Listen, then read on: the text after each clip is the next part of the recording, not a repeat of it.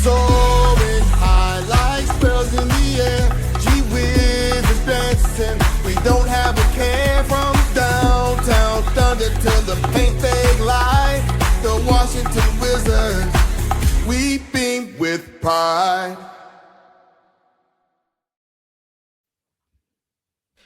What's up, everyone? Welcome to the Wizards Pulse podcast. My name is Jeremy John, aka Suge Knight Shyamalan. Here with my boy Wanza.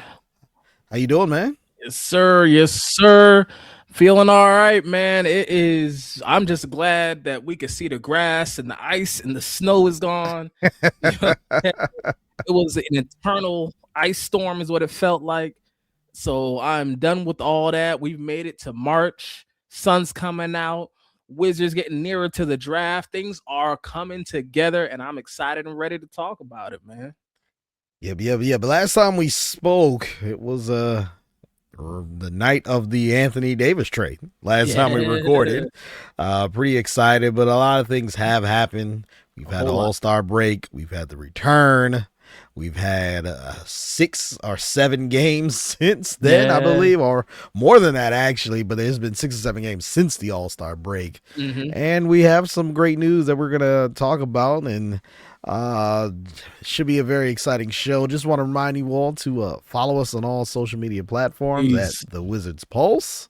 Yep. Also, subscribe to the podcast on YouTube, Wizards Pulse, and also listen to the audio format on your favorite podcast platform. Peace. And if you want to be part of the show, make sure you call the Wizards Pulse hotline. The phone number 202-734-5293. That's 202-734-5293.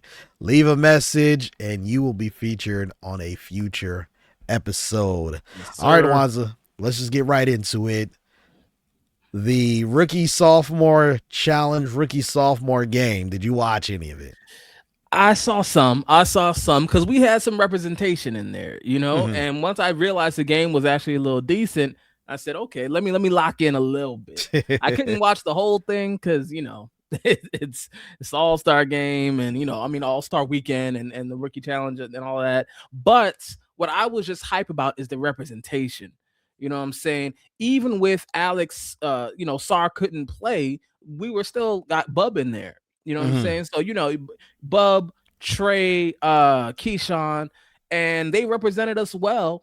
And I am hype about it because this is slowly but surely putting us back on the road to relevancy. Like, you have to acknowledge the fact that the Wizards have to be doing something right if we get 3 players in the rookie versus sophomores game, like rising stars is what they call it now. Yeah, they call it. Yeah, that's showing our age. Showing my age. I apologize.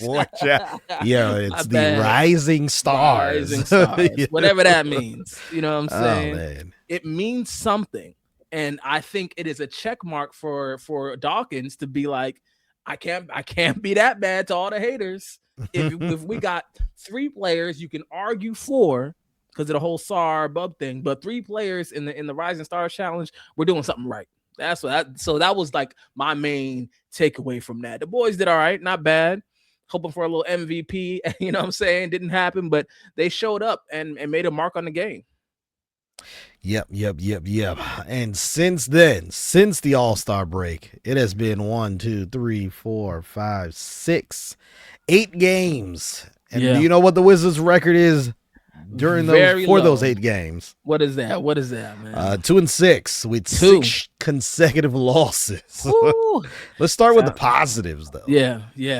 Back-to-back wins against the Indiana Pacers. We'll kind of get into the fan experience during that game a little bit later in the episode. Those games were back-to-back home games here at Capital One Arena. Then a loss to the Charlotte Hornets, 129-112. Back-to-back losses in Atlanta to the Hawks, 119-98 and 126-96. One of those games, Corey Kispert had 22 points, I believe, in the first half. Corey was stunting. He said, "Oh, y'all about to trade me? Bet career high. How you like that?" I'm gonna miss you, Corey. I'm gonna miss you. You know, the sad thing with Corey Kispert is obviously, yes, I want Trae Young. And if he had to be part of the deal, that's great. Yeah. It was just like, man, he was hot for like 3 games. He gets hurt. Right. He comes back. He's hot again, but he gets hurt like right away. And then we trade him. That's what it was. Yep. And he's just not as consistent too, and the injuries play a role in that. But I'm wishing him all the luck in Atlanta. Shout out to Corey. But one thing that's clear is, and I said this the second we traded him, we need shooting. As soon as you traded him, we need shooting. So, that's a conversation for a later point. But even if it's like off the bench shooting, whatever it is, we need more shooting on this team. That's for sure. Yep. So back-to-back losses to the Atlanta Hawks, then a loss to the Toronto Raptors, 134-125, a loss to the Rockets Monday night here at Capital One Arena. Kevin Durant come back homecoming here to the DMV, 134-125. Interesting thing that happened in that game last night. And actually, let's put a note on there. We'll talk about that next. And then tonight, losing to the Orlando Magic, 126-109. Some of these, let's just get with the starting lineup for the Washington Wizards. Bilal Coulibaly, excuse me. Will Riley started. Yeah. I assume, yes, this is Julian Reese from the G League. Yeah, Trae Johnson and Bub Carrington. Yeah, that was the starting lineup tonight against the Orlando Magic. Look, I understand Anthony Davis is not ready to play basketball and may not play basketball at all this year. Yeah. But man, I thought Michael Winger said we're done tanking, man. This seems like a tank right here with the starting lineup. No George, obviously out with injury / illness. Yeah. And we know Alex Sarr is out right now, but Tristan Vukcevic, where is he at? Did he go back to the G League or something, or did he not? Like, what's going on? Like, I guess they say he's injured. Is that what it was? It's something slight. Look, I'm on the NBA app. He ain't even on the roster right now. There's not even a DMP. Anthony Gill not with the team. Jameer Watkins not with the team, which is that's what's labeled here. On the official stat sheet. I'm not sure what not. I mean, I know what not with the team means, but not sure why they're not with the team. Right. But yeah, it's some of these lineups, man. The last few games, Wanza. Yeah. Has it been difficult for you to even watch these games? Of course. But the thing is, it's about expectations. You setting your expectations. I assumed this last half of the season after All-Star break would be torture, and it is, right? We're just putting people out there. Julian Reese has been with us for 45 minutes and has started in 2 games. And you know what? Shout out to him. I actually liked what he did tonight. I think it was an 8 and 9, or probably 9 and 8. Yeah, I think 9 and 8, 9 points, 8 rebounds. That's showing up. That's showing up. I respect that. What we have to do is remember the goal. The goal is to lose and to look at individual performances, right? Shout out to Will Riley. I'm going to start calling him William. That's a grown man, right? William Riley is out here stunting. He put up 19 tonight. They had a rough game the other night, but before then, he was really averaging, I think they said like almost 15 the last 6 or 7 games. He's been showing up. So that's really like what we have to. I'm over the score. We're not doing scores right now. This is about who is showing up. Bilal showing up last couple of games, right? Tonight was rough, but the ones before then, he was putting up, he's that 3 ball is starting to come together. And that's confidence, that's shot mechanics. That's also, I think, a function of maybe not too many other players taking shots away from him right now, as he gets to he has a green light for some reason, but that's all right. He's learning. I am focused on development. And the only way to watch these games, I wouldn't encourage you watching all 48 minutes, but, if you want to catch something, the focus has to be on who is growing and who is improving. And I see some of that, and that's the only thing I think that makes it like even a little watchable, to be honest. Look, I understand. We've been talking about it now several months. This is a developmental season. Yeah. This is a way for the young guys to get better, to get experience. I understand they made the trade for Trae Young. They made the trade for Anthony Davis. We know that they are playing for next year. They're playing next year.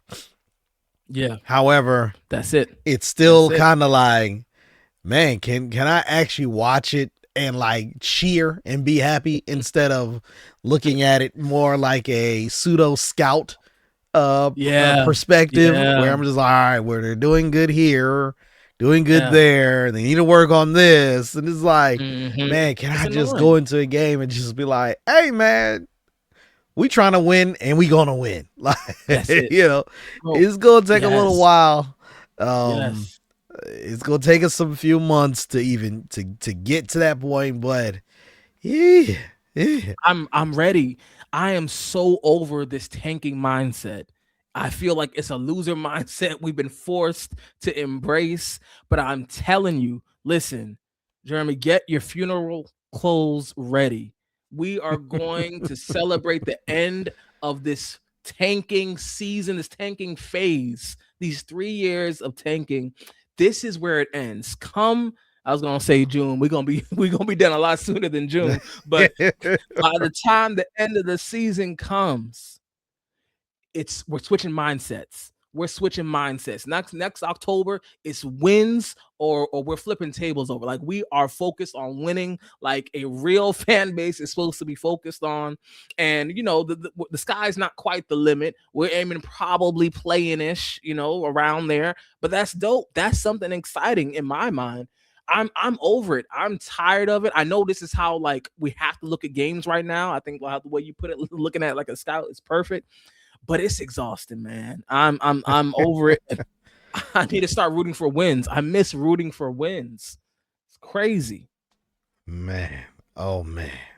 Last night, Monday night, the Wizards hosted the Rockets, and there was a sequence in the game where Tari Eason, here we go, shoved Jameer Watkins. No call, by the way. None. Rockets end up scoring on the play. Jameer Watkins is obviously talking to the referees about it. The Wizards now have the ball, and Tari Eason shoves Jameer Watkins again. Yeah. So now, of course, Jameer Watkins is upset. Tari Eason is flexing. Players are getting in each other's face. You know, they got to be separating each other. Referees actually go to the monitor to review everything. And they come back and say, okay, we are going to give a double technical to Tari Eason, but we're going to give a technical foul to Jameer Watkins. Yeah. And that made Trae Young frustrated. Trae Young is barking at the refs. Trae Young gets ejected. He gets ejected from a Wizards game before he steps foot on the basketball court for the Washington Wizards. Like, that's hilarious, man. What I did like about it, though, was he could have easily sat there. Just been like, hey, man, it is what it is. I ain't on the floor. But he was out there actually defending a teammate of his. Yeah. And I understand he would be the vet of the team, him and AD. Obviously, AD being older, but I understand he would be the vet of the team. Leader. But, man, it was good to see him stand up for the young boys on his team and say, hey, man, you got to do better as referees, man. Right. And he got ejected. And it's a great segue into the next topic. It is being rumored or speculated that Trae Young should be suiting up on Thursday. Is that what you're hearing also? Yeah, that's exactly what I'm hearing. And he's the one that put it out there. He said it. Right, he put it up on his Instagram and was like, "I'm playing Thursday." Now, because he walked onto the court the other night, which is why he ended up getting ejected. And sometimes that can come with a suspension. So there was, a little bit of rumblings. Hey, you playing Thursday for real, or what's gonna happen? But he let us know also on Instagram. I appreciate his energy. Right, that hey, I'm not getting suspended, so I'm showing up Thursday with my hooping shorts on. I'm excited because what we're seeing is a real leader and adding some toughness to this team. You know what I'm saying? Like, because that's part of my issue. I feel like the team's a little soft sometimes as they grow into themselves, and he's adding that. And now we're getting to see him on the court. I know a lot of people worried about all kinds of stuff. Man, he's playing, I think Keith said maybe 17 to 20 minutes, something like that. Probably going to be on that Darren Peterson diet of first half only type of energy, what I'm assuming, right? And listen, this is a big moment because he has endeared himself to Wizards fans. Every night you see him in a different Wizards jersey. He had a John Wall jersey on during John Wall night. He's posting about the Wizards consistently on his social media, tweeting to the fan base on a regular basis. I don't know what it is. I don't know why he's so hyped, to be honest, but I love it because we haven't seen this energy. And we're just talking about energy since Wall.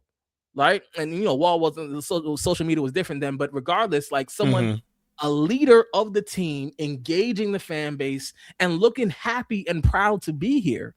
Like, this is amazing to see. So I'm hyped because I have a strong feeling about the Trae Young era. I have a strong feeling. All right. Let us know how you feeling. I think it's going to be more impactful than we are giving it credit for. Now, it's early. He hasn't even stepped on the court. Already been suspended. I mean, ejected, but he hasn't even stepped on the court. I'm telling you, the Trae Young era is going to surpass, at a minimum, the Beal era in like the first season in terms of our thoughts on it, in terms of team success, in terms of how we're going to view and talk about it. In the first year, he's passing the Beal era. Low bar, but the whole team has a low bar, right? So the whole team is like that. We're struggling. I get it. But I have a strong feeling about the Trae Young era. I think it's going to make a dent. I think he's going to have flashy plays. I think we're going to end up on ESPN in terms of highlights, maybe a national game, one or two this year. I mean, next season. After that, even more.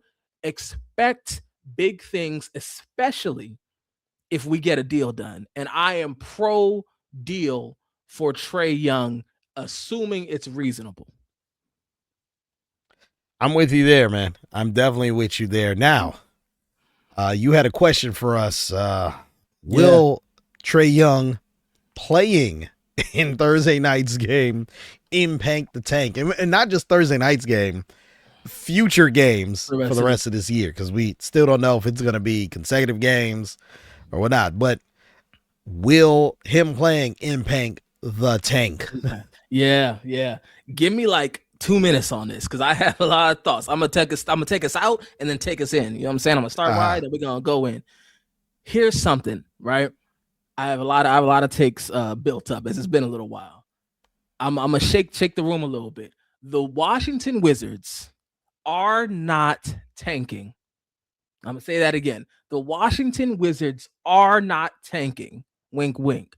Mm-hmm. What we are is the most injured team of all time. And let me tell you what it is I'm trying to say. I believe that all of these injuries we're seeing, not all, but probably like 90%, 80%, I believe SARS hamstring. I think we are taking the most conservative approach on the planet, right? You bump knees with someone, you sneezed a little hard, take a game or two. You know what I'm saying? You didn't sleep well tonight, Keyshawn, take a game.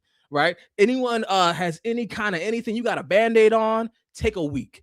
Just take it. I think that's what Dawkins is doing to avoid the ire of Commandant Silver, right? To avoid the Adam Silver paying too much attention to us and punishing us like I think it was the Jazz. The Jazz, yeah. They got to fly down doctors to be like, are y'all lying or not? Right? So Utah's doing too much. They're making it too hot. I think we are doing this the right way. Now, let me tell you why I'm starting here, right? Because part of this is understanding what I believe is the wisdom of Will Dawkins. This is someone who has had a clear goal from the jump. Those two goals. One, keep that pick, right? Keep that protected pick from the Knicks. Two, develop players.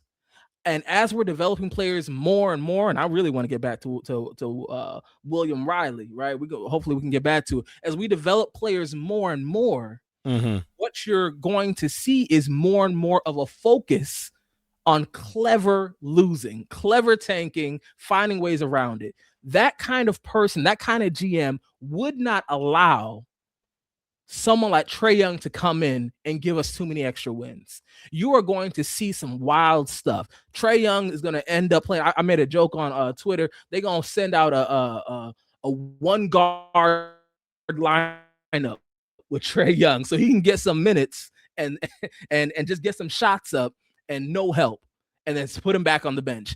They are going to do whatever it takes to make sure that we lose that game, because that, I believe, is more important from a Will Dawkins standpoint than getting Trae Young too many reps. If he's looking too nice, I'm telling you, he's gonna sneeze, and they're gonna be like, "Oh man, go ahead and take the season, bro.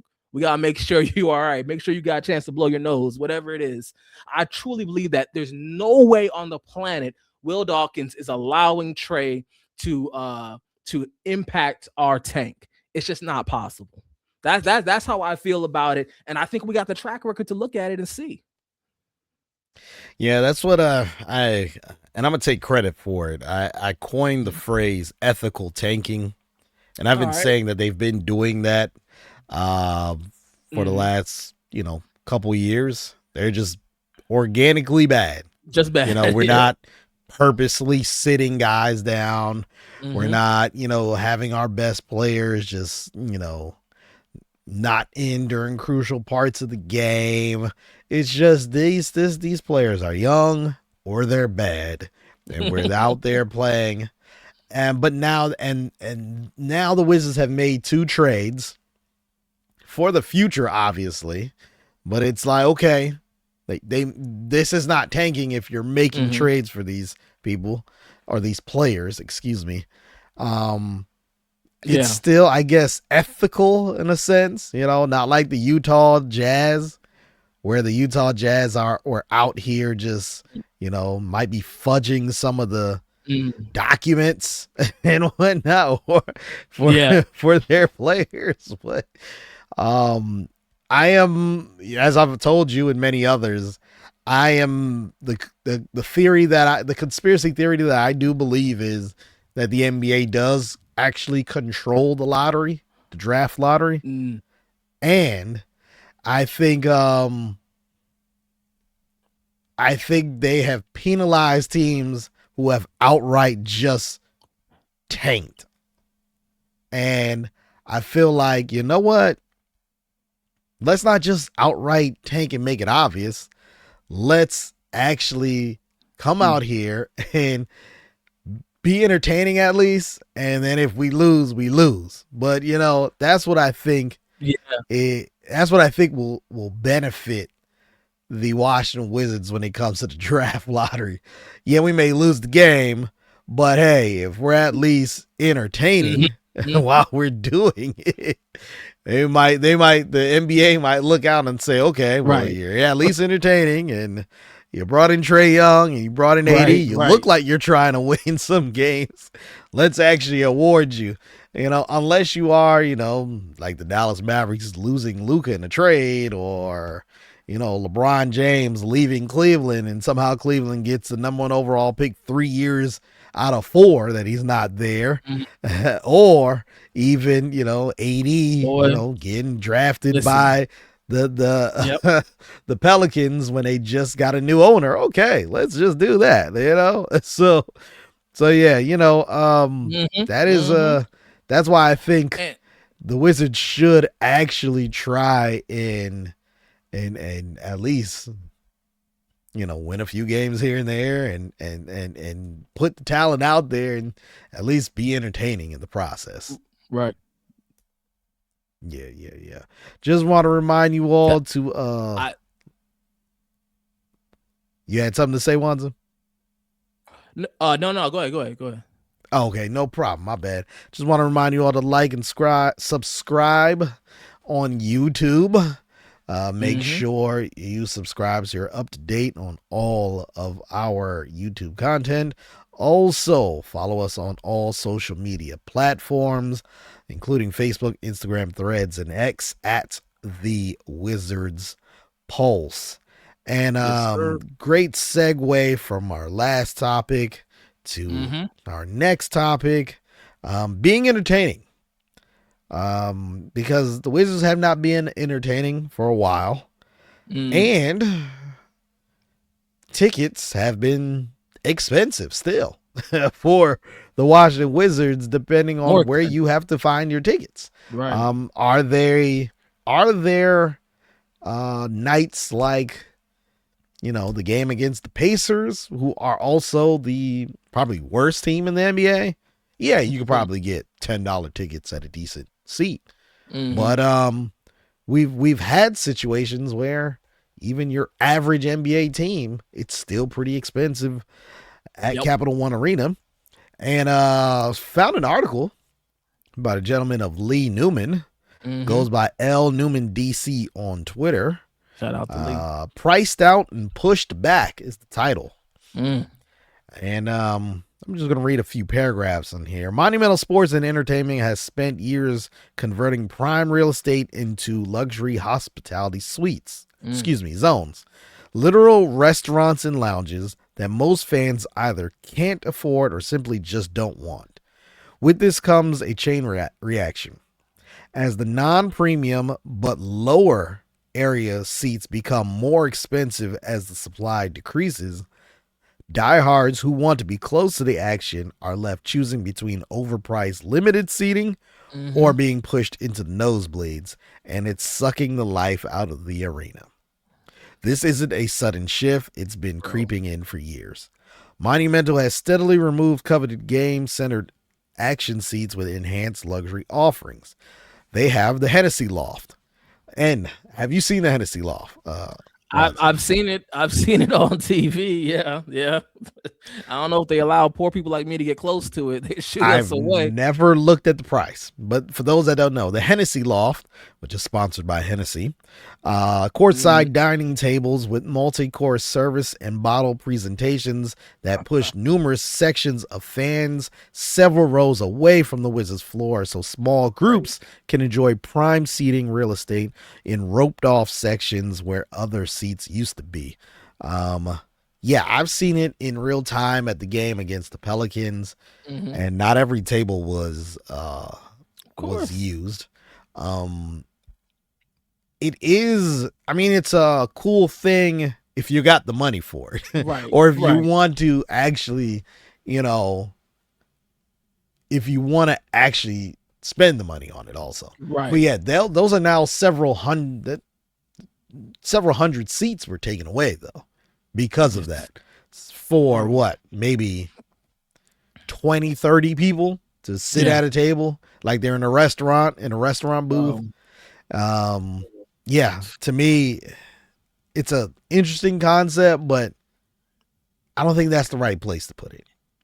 It makes no sense to me, right? Like, I get the concept generally, but you gotta all right, let me just start here. Now listen, Jeremy, you know me for a long time. I try not to be too hyperbolic, right? So I'm gonna just keep this nice and simple.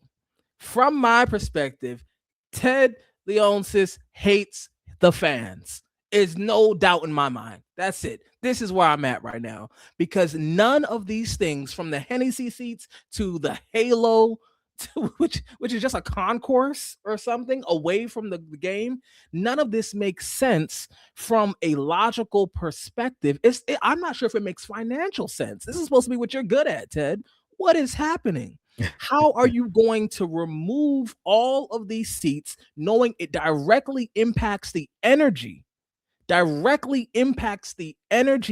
the crowd and the energy that your team feels, and then to replace it with casual like lounge seating and like, bro, this is not Rose Bar. This is not a lounge. It's a basketball game. Those people sitting in those seats are not going to be cheering that hard. Why would you? That's not the energy in those seats. It doesn't even make any sense. And on top of all that, why in the world would someone come and pay all of those multiple hundreds of dollars, probably not even counting the meal, to go and see this team that currently sucks. It doesn't even make any sense. Like if LA did this, Lakers, Clippers, okay, people just show up, right? People just show up, and LA has that kind of feel. Here, it's about the game. This is what we have to be about.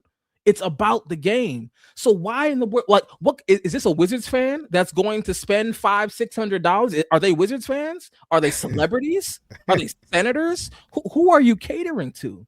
And then to have that whole Halo concourse, which is completely away from the court, right? And I don't know if you've seen the empty seats, because those people have like a section, right? The empty seats as they get up and roam around like it's an airport lounge or something, and watch the game on TV as if sports bars never existed, right? Like, what are we even talking about? You are actively killing the little bit of energy we're trying to hold on to. This is a team that's struggling to keep fans around right now. Now, we expect it to be back come fall, but it's struggling to keep fans around. So your idea is to just shift to no longer focusing on fans and focusing on celebrity. It has to be celebrities. I'm assuming that's who he's catering to. Celebrities, politicians, something like that. Bro, you got to be good before we have these conversations. That's just where I'm at right now. It's crazy to me. I'm with you on that. The Hennessy Loft, when I first saw it initially, cool concept, but yeah, you're taking away fans from the actual very close to the floor, actually. Right. And it's not even a loft when you think about it, because lofts tend to be high. Right. You maybe should have put it higher in the 100 section, where it's like, okay, still a decent view. And instead of being in traditional rows, you have the space to be on a booth. It's more, okay, I'm sitting with my friends, my family, my date. We got space. Cool. But they were literally behind the basket on the visitor side. Bro, it's wild. And then you think about it, other teams like the Balmer, the Clippers. Right? You just talk about Clippers. They have created a fancy new arena with the fan wall. He decided, how close can I bring the fans? Because I'm about the energy. Like, if you want a suite, get a suite. Suites have existed for years. I don't know if rich people were like, we need more. Like, I don't know what it is, but suites have existed for years. Go in the suite then. We need energy, and you are sucking the energy away from a team that does not consistently have fans show up. So why are you chipping away at the little bit of foundation that we have? It blows my mind, because you are pricing all of us out. Anyone who's going to shout at all, you're pricing us out. We're going to be out here in the 400 section just hearing our echo, because nobody on the court's going to hear us. No one on TV is going to hear us. I don't get it. Someone needs to talk to Ted, bro. I don't get it, man. Now, the vault. I am a proponent of the vault, because at least the actual, and for those that are wondering what the vault is, we know obviously Capital One Arena. It's named after Capital One Bank. Man. Well, there's the vault, which is a exclusive club area. And a lot of arenas are doing that now. I mean, there's already been these exclusive areas, but this one is supposed to be even more upscale than the current setup at Capital One Arena.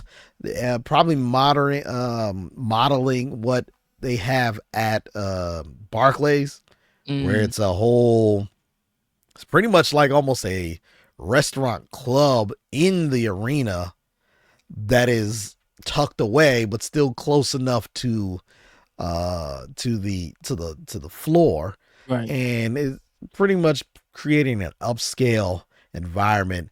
That is cool, because they did not take away from the actual in arena seating area. Exactly. That's fine. Now, some of the seats that are for the people who are in those areas tend to be a little empty. Yeah, they leave. But part of that is really the team is bad. As soon as the team gets better, we expect, those seats to be taken.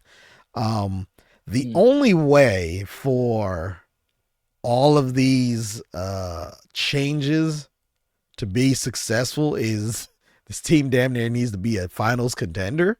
Exactly. So then you start getting people, the casuals to just be, you start getting the people who just want to say, I was there.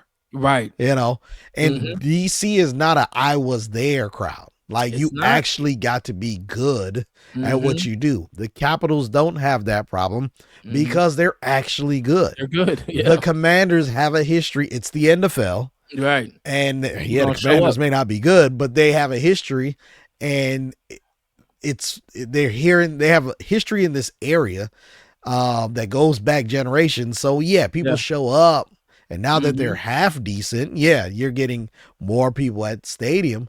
Right. But the Wizards, look, it's been abject failure. So look, you're gonna have to prove you're good first to start getting more people actually in the building. So the only way for all of these changes to really work is the team has to become contenders. And maybe they're just like, look, we will fix the basketball part, which will fix the business part. Right. But even with that, like you're taking away seats away. Like the Hennessy vault is just, I mean, the Hennessy loft. Nah, it ain't it. It ain't it, man. It don't make any sense to me. And I think you put it really well. Like it's a miscalculation, because it's not just like an event place where we're so good. People, like you said, people just want to be around. Yeah, we're not New York. Right. We're not LA. Yeah. We're not even, well, and even with Miami, they show up late and they leave early. And they leave early. We're not those three cities where people just want to say, hey, I'm going to the game to be seen. Right. Not yet. Or I'm going to the game to then link up for the next move of the evening. You know, we're not there yet. Like, we actually got to be good. And when we were with the Gilbert era, we actually did have that. Like, we had fans going there to socialize. Like, that was a thing. Yeah. Because of how, good the Wizards were with Gil. And, it was must watch, Right.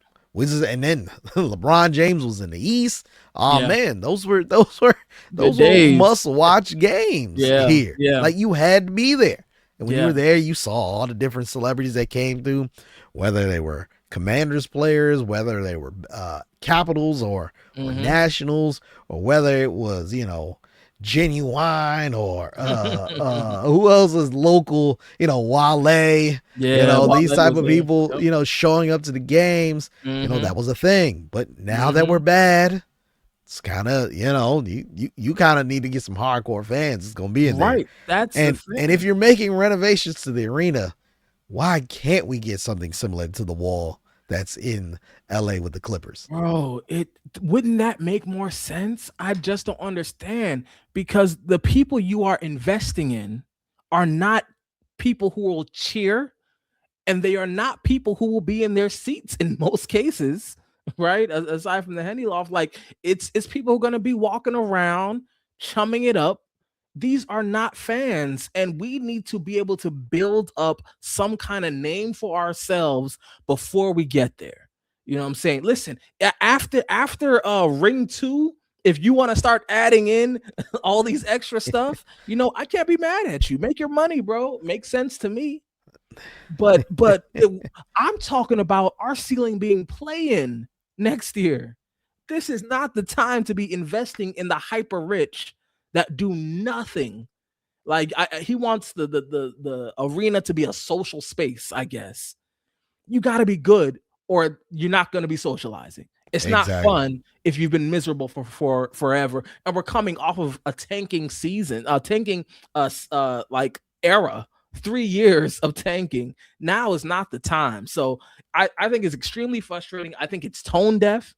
I think it makes no sense.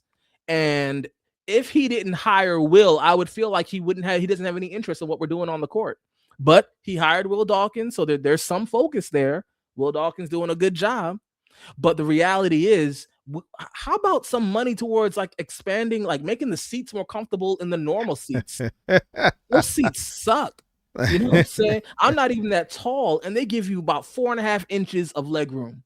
Like if you like blood flow in your toes, Capital One is not for you. You know what I'm saying? Like it is so tight in the seats that normal fans sit in. How about giving us a little something there so people will be more likely to sit and cheer? I think it's just common sense. I don't get it. It just does not make sense to me. Not a fan. Man. Oh man. Great segue to our last topic for yeah. this week's episode. Something that may actually draw people to Capital One Arena. LeBron James. LeBron James. If LeBron James were to decide to join the Washington Wizards, how would you feel? And actually, I'm doing this incorrectly. Let's go in the right order. LeBron James was on a podcast recently where he stated his appreciation for the Washington Wizards' young talent and talked about some of the relationships that he has with some of the young players and saying that pretty much they can be the team of the future. And it would be pretty cool to play alongside that talent to wrap up his career. Now, if he decided at this age to play for the Washington Wizards, how would you feel? You know what? I'm taking it. Come through, King. I'm taking it. I'm all for it because what it's going to be is a year, two at most. It's going to be Jordan-esque, right? One way or another, where LeBron is still nice enough to have an impact, right? Will we win a ring? I don't know if you could say that without a lot more help. You know what I'm saying? But I would take it for the relevancy part of it. You have to be talking about us now. And Rich Paul is an out the box kind of guy. If I'm being honest, I'm giving this a solid 9.5% chance. Like I think it's something. It's something that he's considering something out of the norm, and perhaps because this is how I would sell it to him. You want to take a franchise because LA was already built before you got there. You added on to their legacy. You want to build up a franchise one last time like you did in Cleveland. You want to really knock out that GOAT conversation. It's still Jordan for me, but this is what I would say to him. You want to really make your mark in that GOAT conversation, taking 3-4 teams to the championship. This is how you do it. Now we'd have to switch up a lot of things. I think it would be a lot of hype. I don't know how many wins would come from it, but I would do it because I think LeBron is still effective. You know what I'm saying? He's still playing. You got to surround him with the right people. I think he wants to play with AD, assuming AD is here and healthy and all that kind of stuff. We build up a team around him and let's see what happens. Why not? I think it's fun. Now, I'm not really investing in this. I'm not expecting this. It would be an odd, weird decision on his part. Makes more sense to go back to Cleveland for part 3 than it does to come to DC. But regardless, I would take it. Because I think it'll be fun. I honestly do. As long as it doesn't throw us completely off our trajectory. I want it to elevate us or to springboard us. But if it's going to throw us off our trajectory, that becomes too risky. You know what I'm saying? So I'd be open. I do not want LeBron James with the Washington Wizards. I think he is the second greatest basketball player of all time, second greatest NBA player of all time. He is in the argument or in the conversation of the GOAT. I don't believe he is, but he's in the conversation. He's in the convo, yep. And for me, it's literally four guys: Michael, LeBron, Kareem Abdul-Jabbar, Will Chamberlain. Those are the guys. If someone said to me that they're the greatest player of all time, I ain't really going to argue with you unless I want to troll you. Yeah. That being said, at the age of 41, I think right now, and 42 at the end of this year, during the following season, I do not want LeBron James with the Washington Wizards because we've seen the track record. LeBron James is on your team. None of your young guys are developing. That's true. Everything is changing offensively with him on the court. And now at his age, everything is changing defensively too. Yeah. And I don't want to do like we acquired Sarr, Carrington, Koulibaly, George, Riley, and I don't want to throw all of that away for 1 to 2 years of LeBron James, because that's what's going to happen. Most of those guys are not going to develop. Most of those guys may not even be with the team after, because then it becomes LeBron's here. Let's see what we can do. Let's try and win. Right. Well, if we're going to try and win, as soon as he gets here, you got to get rid of those guys. And it's like, well, what was the point of getting these young assets and trying to develop them to then just be like, all right, LeBron's here in year 23. Let's let's move off of them. No. Yeah. I doubt he's gonna play on some vet minimum, Right. So, that's also money that you're gonna have to pay this man. True. We're talking about upwards of, at this point in his career, I mean, the last contract or the current contract he's on was a 2-year, $90 million extension. Yeah. Averaged out to $45 million a year. Yeah, he may take less. So what? 40, 38. Like, that's a lot of money for someone at his age. And we see the issues in LA right now. They have Luka Doncic, who has his own issues, but they have Luka Doncic, and him and LeBron James and him cannot somehow figure things out. Like, they don't look good. Yeah. And then look what's happening. Who's getting the blame? Austin Reeves. Yeah. And as of late now, Luka Doncic is now getting the blame. I don't want that right now. I don't. And it's unfathomable to me. But if he were to say, yeah, I'll come and I'll be the sixth man, okay, I might think about it. But I doubt it's going to happen. I doubt he's going to want to be a sixth man for the Wizards. Right. So, yeah, I don't want him at all. I personally don't. I hear one counterpoint. All I'm going to say is if he comes here, once again, this is all tongue in cheek, right? But if he, if he comes here, then he's coming to play with Sar. Sar's not going anywhere. Sar in a year, maybe 2, is one of the stars that attracts people. He's definitely going to be an all-star. Barring health, he's definitely going to be an all-star. So, that would be a third all-star, not counting LeBron. So he would want to play with it. Now, Key, I don't know. He might be shipped out at that, if we try to panic and get as many other more veteran role players. That's a risk. That's a risk for sure. And if we are in a place where him leaving makes us restart, then we're doing it wrong. So I'm with you there. If we have to restart everything after he's here for a year or two, then we're doing it wrong. He would have to come in and complement these players that we have, or at least the majority that we have. But the spectacle, man, that would be amazing.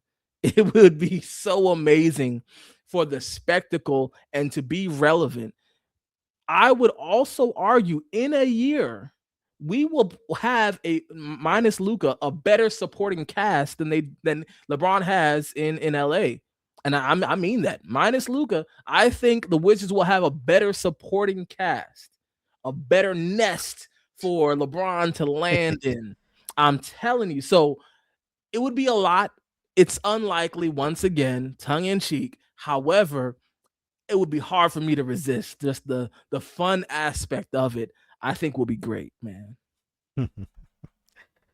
All right, before we get out of here, just want to remind you to like and subscribe to our YouTube channel, The Wizards Pulse on YouTube. Also, follow us on all your major social media platforms, Facebook, Instagram, Threads, and X at The Wizards Pulse. If you want to be featured on the future episode, make sure you call the hotline and leave a pulse for us. 202-734-5293. That's 202-734-5293. Any last words, Wanza? Last words, I want to give a shout out to someone real special, and that's myself, for calling out Jameer Watkins' amazingness from the jump. I did not tell you. You said it since before the season started. Before the season, I saw it in his eyes. That's a ball player. Watch out. All I'm going to say is we got Drew Holiday in a different form. I'm telling you, I'm calling him Drew Vacation. This guy is the future of our defensive identity. I'm telling you, Bilal, watch your back. You've been the main defensive guy for a while. I don't think Jameer is too far behind Bilal in terms of defensive impact right now. That's why Tari Eason was pushing him all over the place. You know what I'm saying? The frustration. So all I'm gonna say as we wrap up, Jameer Watkins, write it down right now, is going to be a massive part of this team moving forward. And I called it from preseason. I had a feeling. So shout out to me for being able to predict that. All right, Wanza, thank you for everything you do. Until next time, everyone. Wizards Pulse Podcast. Peace. We're soaring high like spells in the air. Gee whiz is dancing. We don't have a care from downtown Thunder to the paint they light. The Washington Wizards, we beam with pride.